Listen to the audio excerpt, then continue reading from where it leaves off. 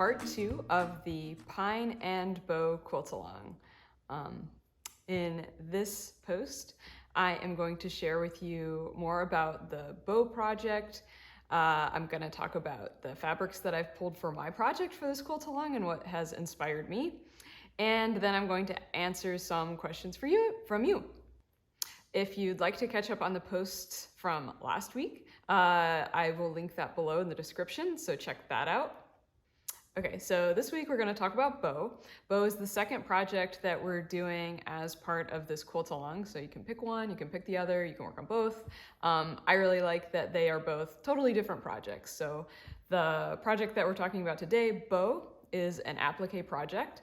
And I'm going to be doing mine using needle turn applique by hand, which is very relaxing. I'm super excited, but it's applique, so use whichever kind of applique technique you feel comfortable with and you're excited by. That can be by hand, that can be by machine, that can use a fusible, whatever, however you want to do it, just go for it. It will be fun to see how everyone is bringing their project together.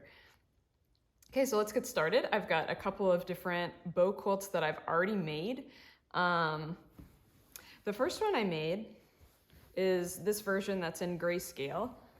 So all of the fabrics are they're white to gray to black. One thing I really love about picking a color palette is how much variety you can emphasize in the colors or lack of colors that you're choosing based on the range that you choose. So in this case, I went with only grayscale fabrics, going from white to kind of grays to black. And so in reducing the palette down to this narrow range, it really emphasizes the differences between those fabrics that much more.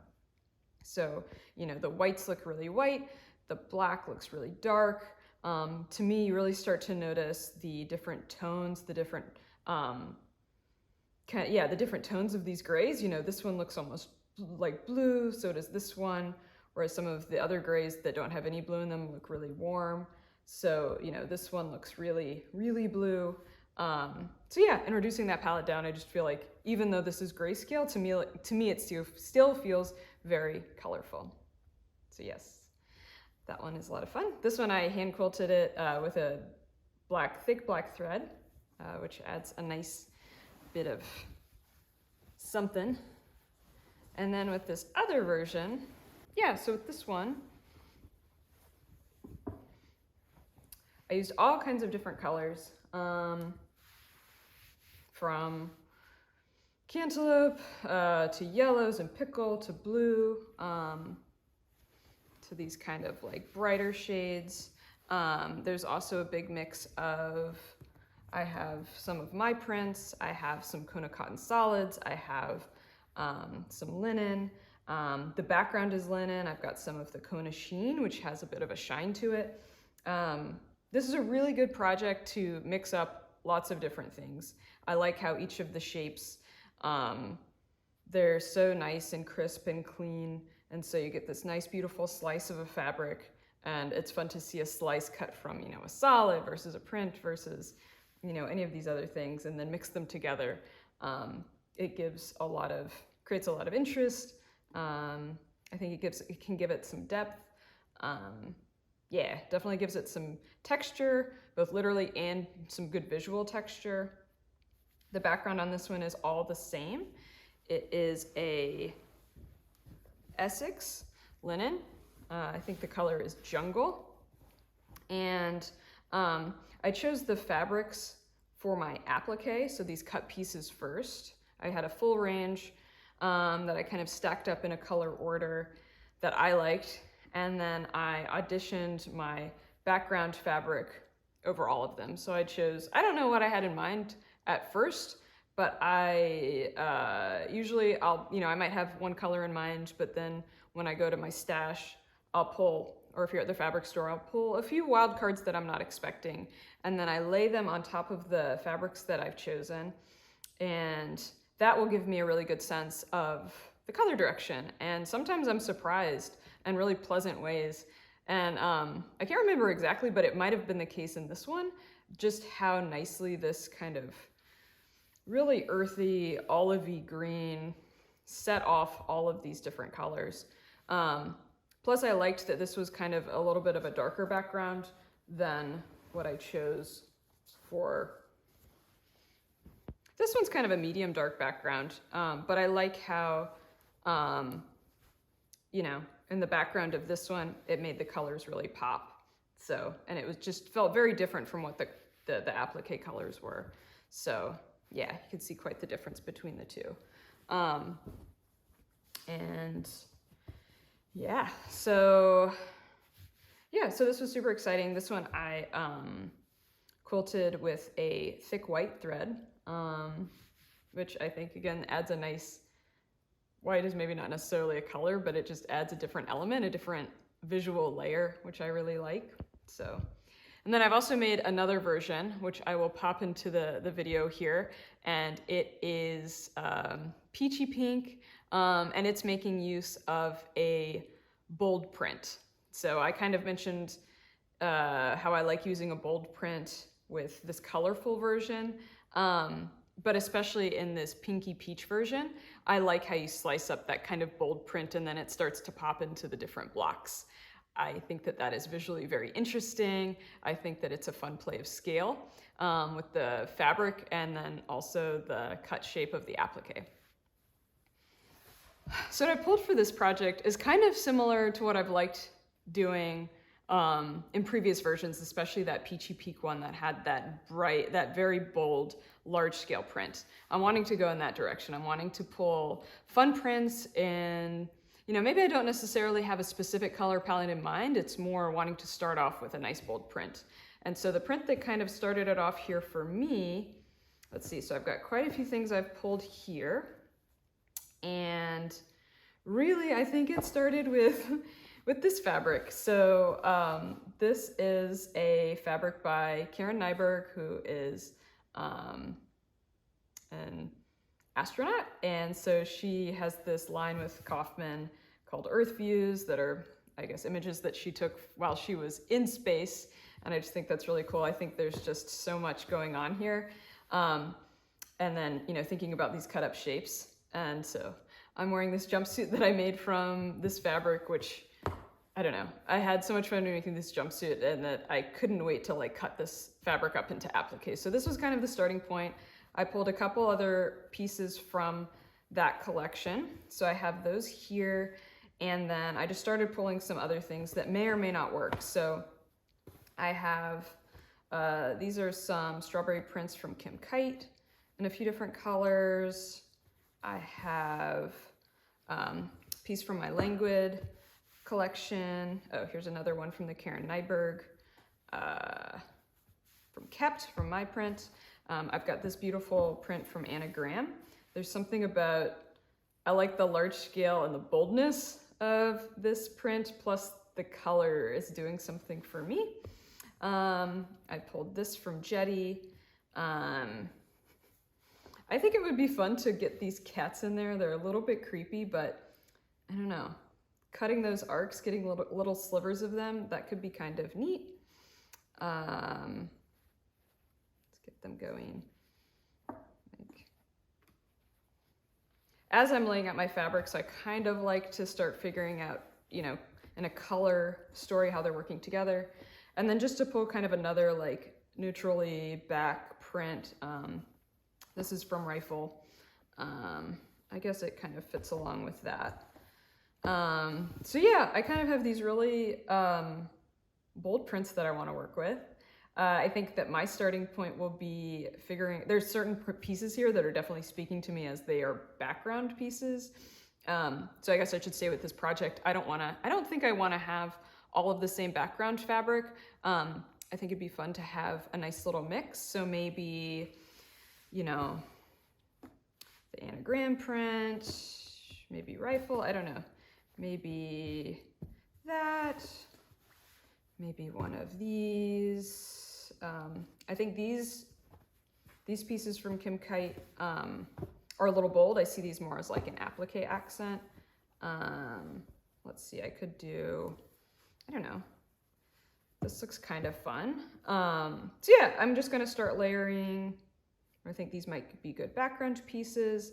And then I'm gonna cut from some of these other ones. See, like that would maybe work there. I'm not sure there, could work there.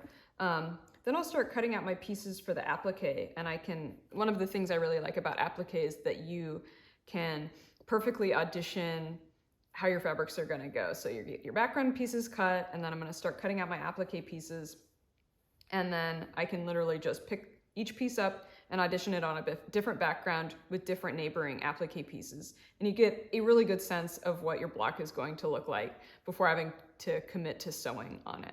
So yeah, so this is kind of the direction that I'm thinking.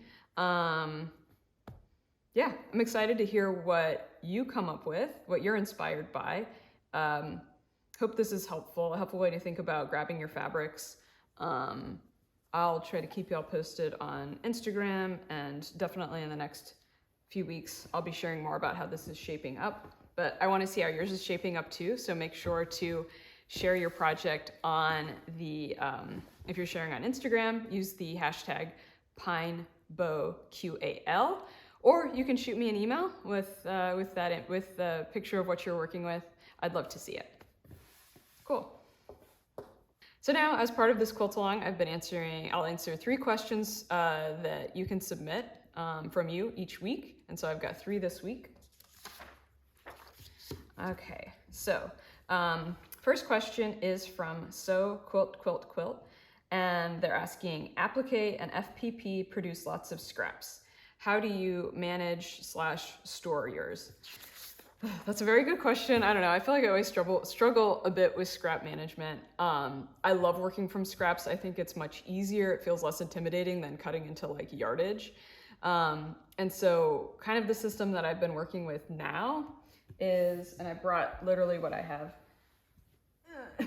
It's a big beast of a scrap bin. So I've got these kind of, I don't know, I just got these big laundry baskets this is from IKEA. And so I'll throw kind of my scraps in here. So this is stage 1. And then I try to organize them into these other bins, kind of by color. So, you know, you can see here that I've got, this is like yellows, neutrals, whites, grays, and that kind of thing. And then these stack, which is nice.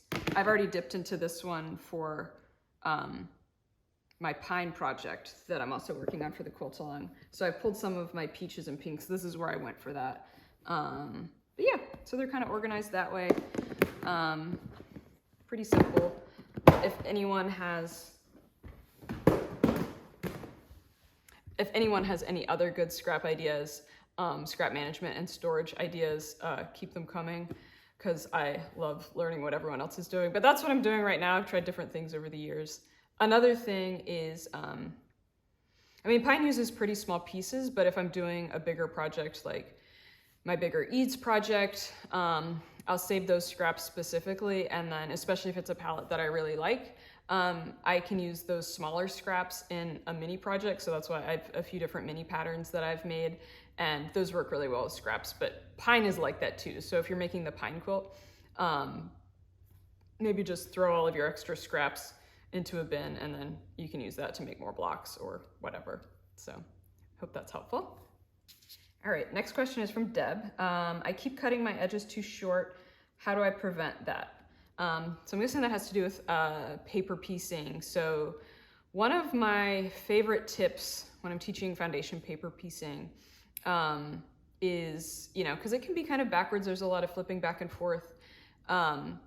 And when I am about to add a new piece of fabric, like I'm going to sew on a new piece, to figure out the length of that piece, you want to audition it over the area that you're looking to fill. So, you know, in your foundation paper piecing, you know, you're sewing two pieces of fabric together on a paper foundation. And so you do end up going right sides together. But before you put those fabrics right sides together, flip the fabric that you're about to add over the section that you're wanting to cover. Make sure it covers that section while you have it in place on top of that section. Make sure the length is the length that you want it, and then flip it over. Don't cut your fabric when it's already flipped onto the fabric and you're about to sew it, because the way angles are working with foundation paper piecing, you know, sometimes on more sharp angles and things like that, you can be surprised when it flips open. So it's always better to cut that length of fabric when it's in the position that it's going to be in the block, as it will be at the end. So I hope that's helpful. Okay, next question. We have Michelle. I keep making mistakes with paper piecing. How do you unpick without tearing the paper? Okay, lots of mistakes with foundation paper piecing. Paper piecing is kind of scary, but I think once you get into the rhythm, it can get a lot easier. But certainly give yourself a little wiggle room when you're like just starting out, or maybe if you haven't done it for a while, give yourself a little forgiveness that you're gonna get back into the groove with it. And so if you are making a few mistakes and you are having to like unpick some of those stitches, you're unpicking those stitches from the paper, and that can kind of like rip the paper a little bit. I would say, you know, some people like to use tape, just like a Scotch tape. You can tape over that section. That'll help make it a little bit stronger. You know, you might want to try, even painter's tape might be a little bit easier to use, just because it's less tacky. So you could try that to hold the paper together. Or if you really do have to pull the entire thing off of the paper, one thing I like to use is a basting stitch on my sewing machine. So I'll jump up to like 5.0, I think, millimeter stitch length, so a really long stitch. And if my block has come, you know, my fabric sewn block part has come completely apart from the paper foundation, and I want to put them back together, I'll layer them together so that they are in the right position. And then I will take it to the machine and just tack the block in a few places using that long basting stitch so that the fabric is held together with the paper foundation, so that you can continue on. And you can just use those basting stitches in however many places to secure it to the block. And then what I love about those basting stitches is that they're long. They're very easy to take out. So when you're done, you just take them out and you're good to go. Okay, hope that is helpful. Thank you so much for joining in.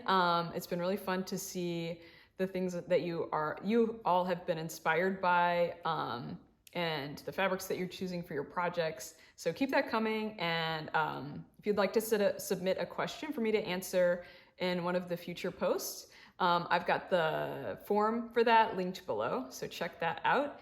And otherwise, yeah, I'm looking forward to seeing your projects develop. And in the next post, we're going to talk about, yeah, so it'll be tips and tricks for pine. And I'll also show you more about how mine is shaping up. So anyway, thank you so much for joining in, and see you again soon.